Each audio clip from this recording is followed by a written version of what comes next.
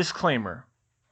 C6H12O6 plus 6O2 yields 6CO2 plus 6H2O plus J.K. Rowling.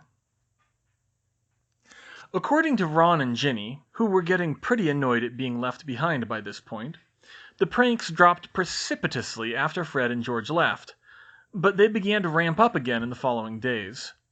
A couple more people dropped out, but what most people did was to completely give up any pretense of taking the rules seriously. This would be a disaster for any school, but it was even worse because most of the teachers felt the same way. They stopped even trying to enforce the rule of no magic in the corridor, and, not wanting their students to suffer corporal punishment, they began denying any troublemaking they saw as long as it didn't disrupt their own classes, which Umbridge knew was a pack of lies, but she couldn't prove it. Ironically, Potions was now the most peaceful class because everyone knew Snape wouldn't cover for them. Umbridge's classes were running half empty because so many students mysteriously fell ill during them. The skiving snack boxes were clearly still getting around. By Wednesday, the teachers had stopped giving and taking points because Slytherin was the only house that still had any, thanks to the Inquisitorial Squad. By Thursday, they were also the only people who still cared, and everyone else laughed at them because they knew what a joke it had become. The whipping post was torn down overnight after the twins left. Umbridge and Filch set it back up the next day, but it always seemed to fall over again when no one was looking. On May Day, even though the twins' plan to hex Malfoy had fallen apart, someone had set it back up and jinxed the entire Inquisitorial Squad to dance around it like a maypole during dinner. Everyone at Grimmauld Place thought the photos were brilliant. There was predictable public outrage over the use of corporal punishment at Hogwarts, but it made little practical difference by now because the students had already taken matters into their own hands. Filch began carrying his horsewhip around in the corridors, but he was surrounded by so many miscreants that he didn't know whom to punish first, and when he tried, he couldn't seem to hold on to it long enough to do any real damage. The Inquisitorial Squad tried to help, but they kept being incapacitated by increasingly creative jinxes. Even the other Slytherins were getting annoyed with them. Ginny reported a rumor of Daphne Greengrass hexing antlers onto Pansy Parkinson behind her back. "How is anyone still learning at all anymore?" Hermione said, aghast when the younger Weasleys told her. "It's not that bad in the other classes," Ginny said. "It's kind of like everyone's made a pact not to mess with the other teachers. The school's gone nuts, but people are still doing their homework." "What about the Auras?" Harry asked. "We do everything behind their backs. They can't prove anything. Some people think we should just run Umbridge out of the castle, though." "Bad idea," Hermione said at once. "Keep toying with her. Make sure she knows you're the ones in control, but don't give her anything she can prove. You don't want to give the Ministry an excuse to station Auras at Hogwarts full time. And besides," she grinned, "I bet the thing Umbridge hates most of all is being powerless." Ginny's eyes widened in the mirror. "You weren't kidding when you said the Sorting Hat wanted you to transfer to Slytherin, were you?" she said. "Nope. I think I always had that side of me. Somewhere along the line I decided to embrace it." "Well, you're doing good up there, you two," Harry said. "Yes, keep giving her hell from us," Hermione agreed. "Just be careful." A little while later, Dobby brought Hermione even more welcome news. "Professor Umbridge is not knowing it, miss, but the Hogwarts wards is not recognizing her as headmistress," he told the family over supper. "They're not?" Hermione said in surprise. "I know she couldn't get into the headmaster's office, but I assumed that was something Dumbledore did." "I do not know, miss, but she is not recognized, so Professor McGonagall can overrule her orders to the elves." Hermione burst out laughing. "That's brilliant, Dobby," she said. It was good to know the elves had an out from being locked into something they didn't want to do. "But wait, how do you know that?" Dobby blushed slightly. "Sonia told Dobby," he said. "Oh, you've been talking to Sonia?" Dobby blushed more and looked down at his feet. "I has, miss. Sonia was very happy I was able to help her warn you about Professor Umbridge. Dobby is sorry, Miss Hermione. I should have told you before." "No, it's fine, Dobby. What you do on your own time is your business." Thank you, Miss Hermione, but I should have asked. Dobby would like permission to date Sonia. Date her? Hermione thought. She knew the elves had become friendly with one another, but she had no idea they'd grown that close, especially with the other elves' attitudes towards Dobby. From the shocked look on her parents' faces, they had no idea either. Dobby, you're salaried. You don't really need my permission for dating, she said. She finally remembered that bonded elves did need permission, which would explain his strange behavior. Although I do have to wonder, isn't she a little young for you? I mean, you're 68 and she's 22. Oh, elves is often bred at very different ages, miss. Wizards do it to keep the bloodlines healthy, she finished for him. Hypocrites, she grumbled. I take it Sonia can get permission? She is only needing permission from Professor Sprout, miss. Okay, well then, good luck, I guess. Yes, Dobby, we hope it works out for you, her mom agreed. Thank you, Miss Hermione. As April turned to May, Hermione ran into a new problem. Fan mail.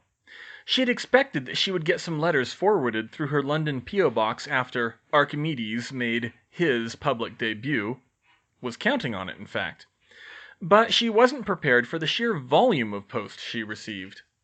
She'd forgotten how much bigger the Muggle world was than the magical one. She was soon getting hundreds of completely useless letters from all over the world. She received a polite form letter thank you from the Queen. She kept that one. But as for the others, many were just saying how impressed they were by her new technology, or were thanking her for showing up the De Beers group. Indeed, a De Beers spokesperson had given Archimedes a passive-aggressive congratulations for stepping up the game in a press release and pledged to double the company's research into synthetic diamond production. A few thanked Hermione for her gift to the Queen out of patriotic sentiment, and a lot were angling for gifts and or clues to her production process, both ordinary people and jewelers, and even actual gemological laboratories. Unfortunately, Hermione didn't have time for any of them.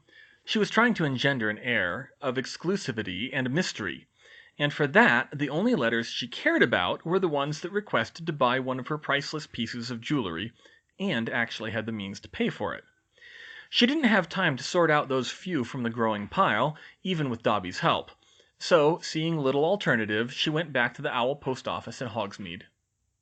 Do you have any automatic mail sorting spells? She asked the manager. Surely celebrities like Celestina Warbeck must need a way to sort their post quickly. The manager shook his head.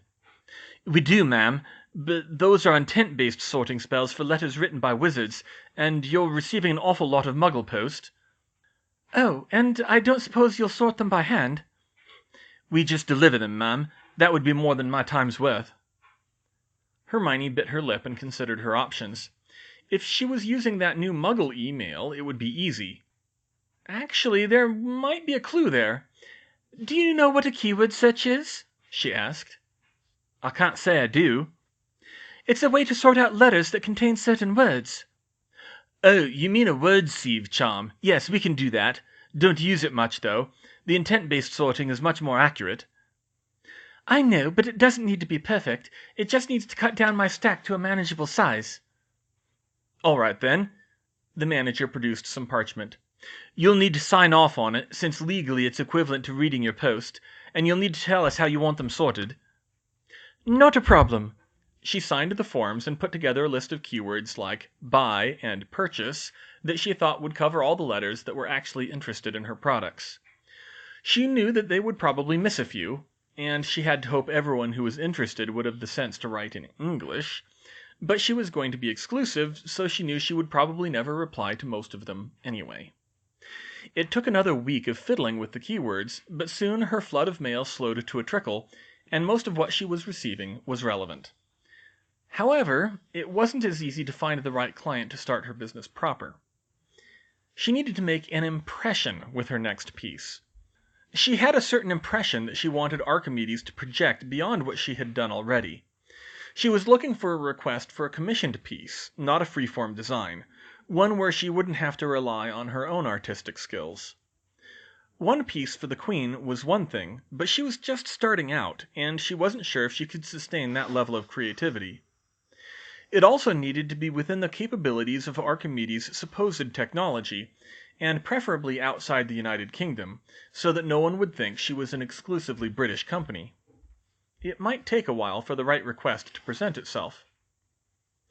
While she was waiting over the next month, Hermione practiced her skills in making diamonds and other gemstones to diversify her portfolio, and she also tried other experiments with rearranging atoms, chemistry-based, free-form experiments that didn't require runes and geometric figures, only wand motions. It was tricky. She still needed a specific spell for a specific chemical change. It wasn't like free transfiguration. But the simplest molecules weren't all that difficult, and she soon found she could compute them in her head. She started, very carefully, with splitting water into hydrogen and oxygen. That was a bad idea. It worked, but she managed to burn off her eyebrows again. "And that's a bad thing, why?" George asked. But it really was, even besides Mrs. Weasley's ranting about already having enough explosions from the twins. Hermione had to start with simple molecules for these experiments, and with most reactions of simple molecules, one of the steps wound up being poisonous, explosive, or both. And an awful lot of them were gaseous, too. She decided to try making hydrogen peroxide, which stayed liquid and wasn't too dangerous in low concentrations. She combined the water in a small beaker with oxygen from the air to partially convert it to peroxide, and she could immediately tell it had worked from the fumes. So far, so good. Then she tried combining water with carbon to make formaldehyde, and she nearly threw up from the result. Apparently, formaldehyde was gaseous at room temperature. That stuff that animals were preserved in was actually an aqueous solution. She chided herself for her carelessness. She should have known that. How many chemists throughout history had died because they hadn't understood what they were doing? She vowed to herself that she would only manipulate chemicals if she knew the exact implications of the experiment. But even so, the ability to rearrange atoms looked like it would be an incredibly powerful tool once she developed it properly. She and Harry continued taking their lessons with Professor Slughorn, and they were both making good progress in her opinion. She also started teaching Harry some of her newer spells. Unfortunately, atomic rearrangement, which she considered most likely to be the power the Dark Lord knows not, wasn't ready for that yet, but she could teach him other incapacitating spells like her brain freeze hex, a cloth binding jinx, and, reluctantly, various dental-based hexes. At her behest, they also continued to probe Professor Slughorn for information about Voldemort and Horcruxes, mainly with Hermione leading. Harry wanted to come out and ask him, but Hermione warned him about what Dumbledore had said. They didn't want him to clam up completely. Hermione instead pushed Harry to join her in asking for small tidbits here and there. Harry did approach Sirius, though, who suggested getting Slughorn drunk. That might work, Hermione agreed, but she would hold off on that strategy until they had exhausted the others. And honestly, it didn't feel as pressing with Dumbledore on the run. Hermione also kept working on incorporating fractal geometry into her spells, in her official arithmancy work, and in her personal work inventing curses. It took a while to decide on a fractal that suited her purposes. After trying a few wand movements, she eventually settled on the two-dimensional Cantor set. All of the options were a strain on her wrist. The final product took a very quick triple twirl of her wand, but if she was right, in combat it would be devastating.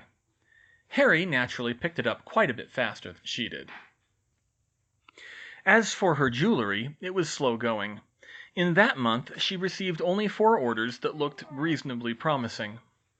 The first was from a Spanish nobleman seeking to buy a gift for the Infanta Cristina, to which she replied, "We regret to inform you that we do not deal in natural diamonds. If you are interested in obtaining a piece with synthetic diamonds—" She'd gone back and forth on whether to refer to herself in the singular or the plural in her letters, before deciding on the plural, despite her letter to the Queen, since no one would believe Archimedes was truly working alone. She did keep the letters short and to the point, and of course she wasn't going to bother with diamonds that she couldn't make herself. The nobleman sent her a polite reply that he was no longer interested. The second order was a Saudi prince with very exacting standards who would be perfect for her first sale if they could reach a deal. We regret to inform you that the only colors of diamonds currently available are white, blue, and yellow.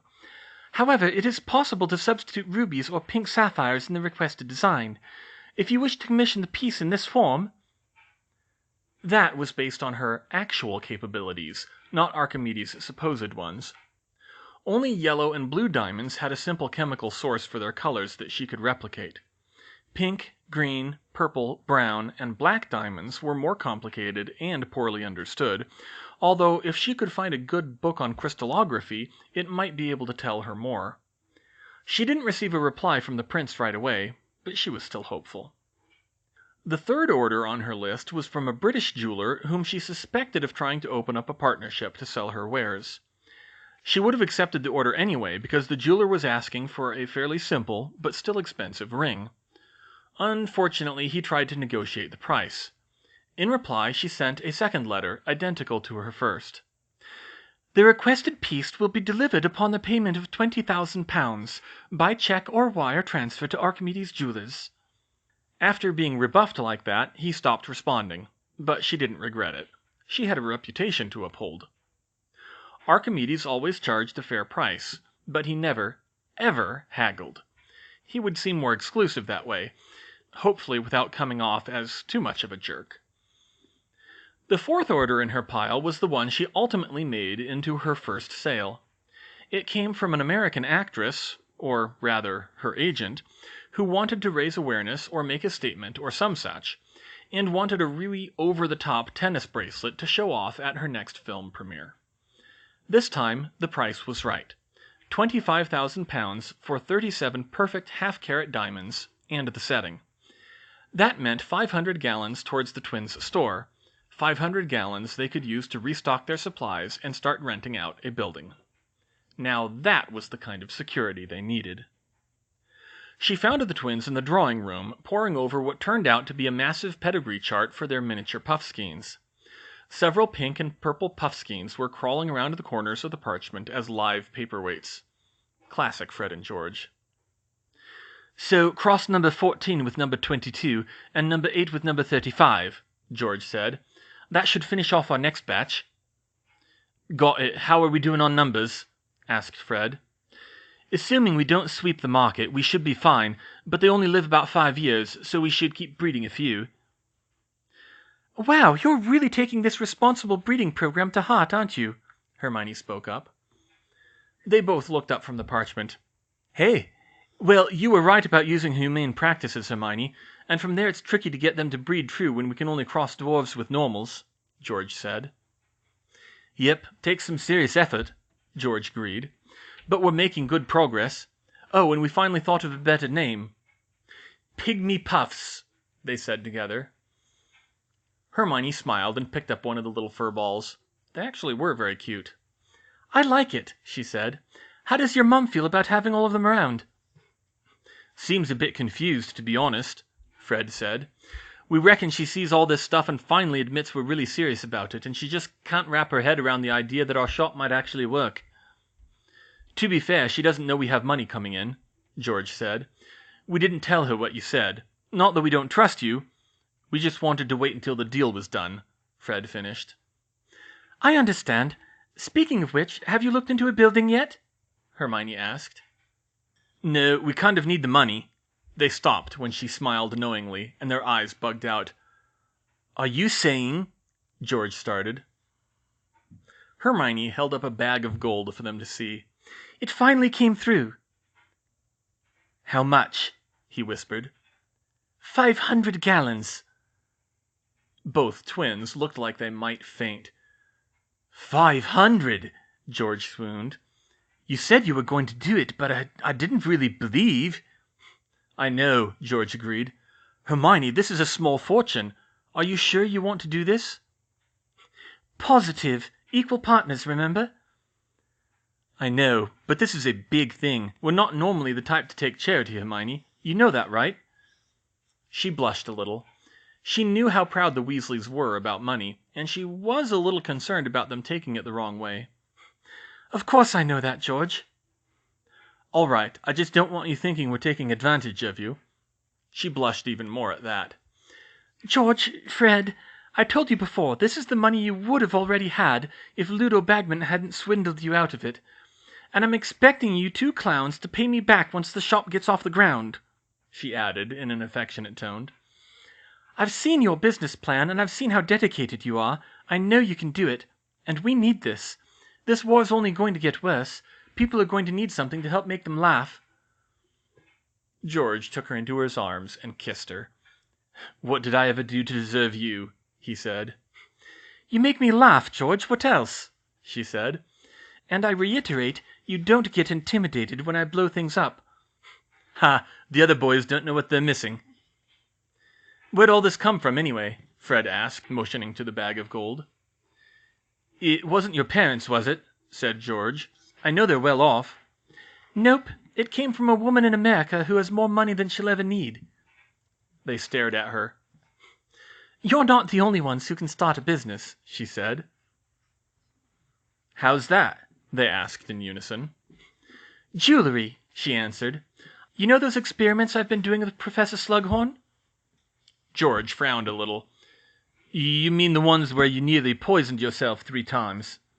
"I'm fine, George. I figured out what went wrong, and I stopped doing anything without a solid grounding in theory.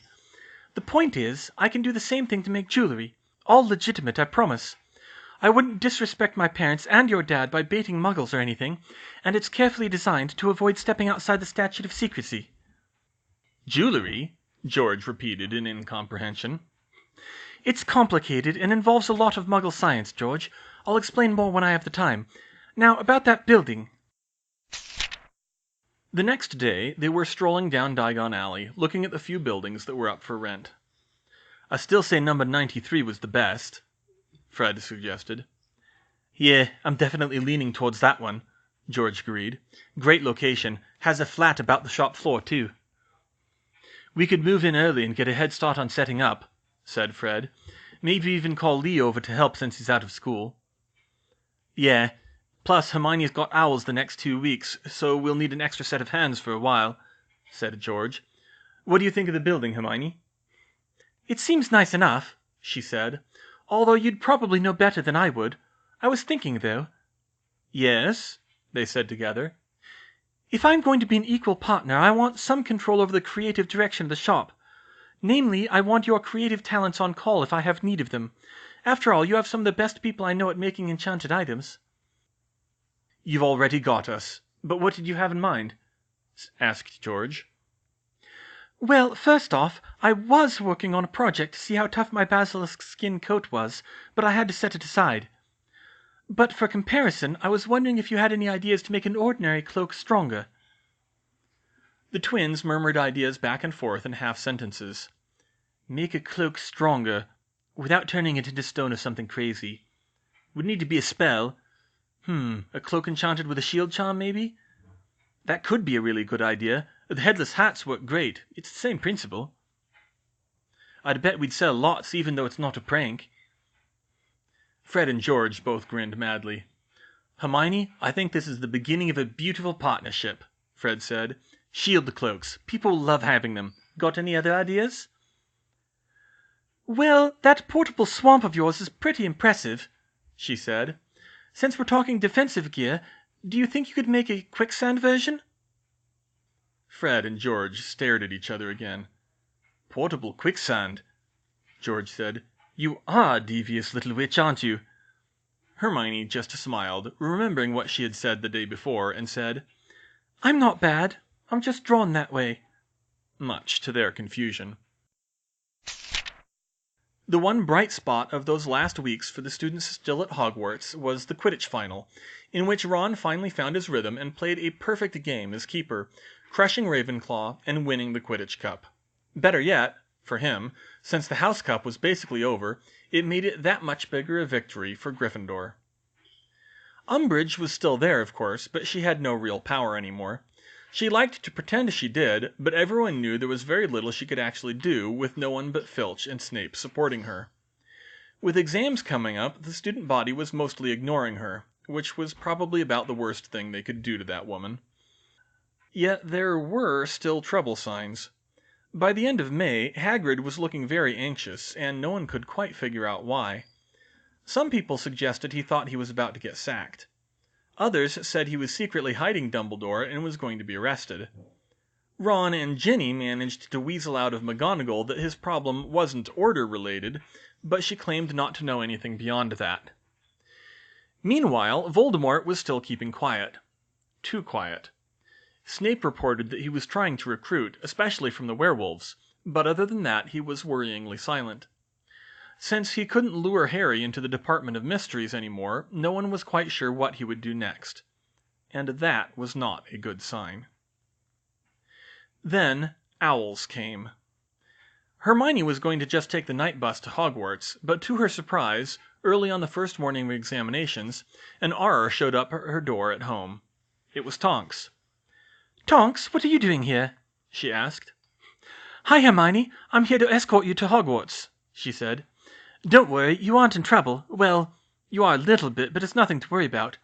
It's just that the headmistress requested an Auror escort to keep you from causing trouble, something about a prior intrusion in the school. I'm to pick up Harry on the way as well." Hermione groaned. "It figures she'd get in one last dig at me," she said. "Well, as long as it doesn't interfere with my exams, lead the way." They took the night bus to Hogwarts together. Hermione was well prepared for her exams, of course, as always. It was a grueling week, though. Theory in the morning and practicals in the afternoon, every day. Charms on Monday, Transfiguration on Tuesday, Herbology on Wednesday, which she unfortunately thought she wouldn't do as well on without practical classes, Defense on Thursday, and the half-day Runes exam on Friday. The only really notable incident that week came in her defense practical with Madame Marchbanks. Hermione was fired up all through the exam, running down her mental commentary as she was asked to perform each spell. "A stunning spell," Madame Marchbanks said. "Stupefy," she said, casting the spell. "But if it were Death Eater, I'd use something that would put them down a lot longer." "A binding hex." "Incarcerus." "I'd like to see Umbridge's face if I did that to her right now," she thought as she shot a smug look at the pink toad across the hall. "And the spell to banish a boggart?" Madame Marchbanks asked. "Well, it's ridiculous, ma'am, but my boggart is a Dementor, so I use the Patronus charm." "Oh, you can cast the Patronus charm?" "Yes, ma'am." "Then, for a bonus point, let's see it." Hermione smirked at Umbridge and cast Expecto Patronum. "Excellent," Marchbanks said as she regarded the silver otter appreciatively. Umbridge seemed to scowl particularly deeply, as if the avatar of pure joy was a personal affront. "Another stellar performance, Miss Granger," Marchbanks concluded. "You may go." "Thank you, ma'am. Oh, by the way, there's something I've been wondering. If you don't mind me asking, you told me last year that one of the 2 brilliant students you tested in the past never became famous. What was his name?" "Oh, it was Riddle. Tom Riddle, I believe. Do you know him?" Hermione nodded gravely, wondering what she would think if she knew what truly became of him. "I've met him once or twice. We didn't get along." The following Monday was Potions, which Hermione was extremely confident about thanks to Professor Slughorn's teaching. However, she was worried about her performance in her Magical Creatures exam on Tuesday. The Bowtruckle she was handling smelled her spare wands and got in a fight with her over them, and then she singed herself with the fire crab. "They're from Fiji," she grumbled. "Why are we taking care of them in Britain?" Fortunately, she at least knew how to treat burns pretty well by now, if not prevent them. Wednesday, she got a day off while the 5th years were taking their arithmancy exam, but Thursday she was not looking forward to.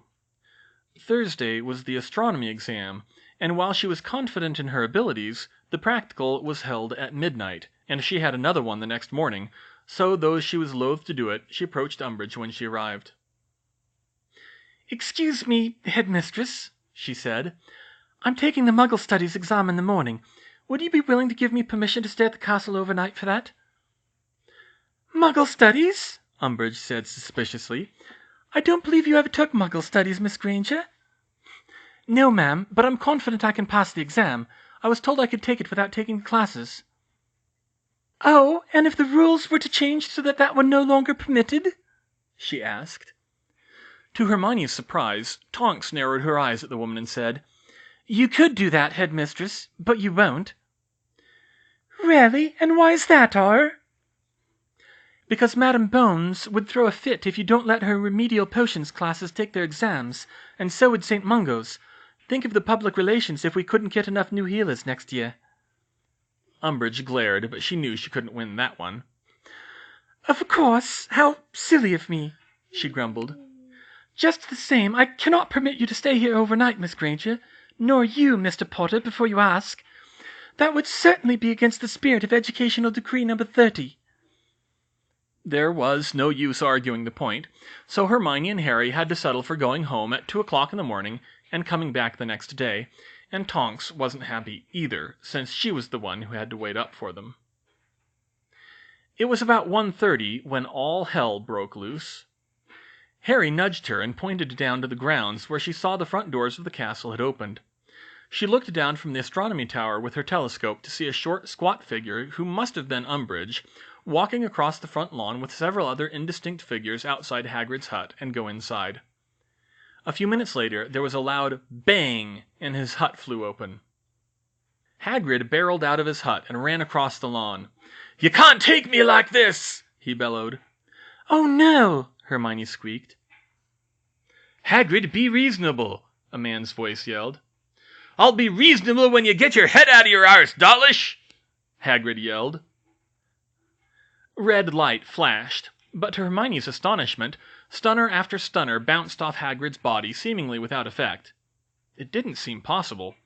She knew giants were amazingly tough, but according to Ron, about 30 stunners would knock out a full-grown dragon, which she thought ought to be comparable, and Hagrid was a lot smaller than a dragon, and not full-blooded.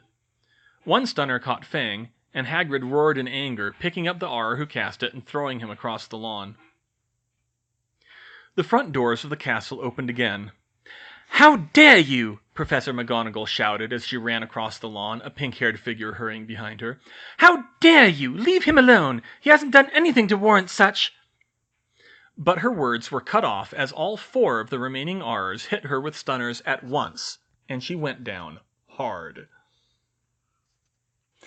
"No!" Half the class screamed, all thoughts of the exam forgotten, while a voice from the lawn yelled, "Stop it!"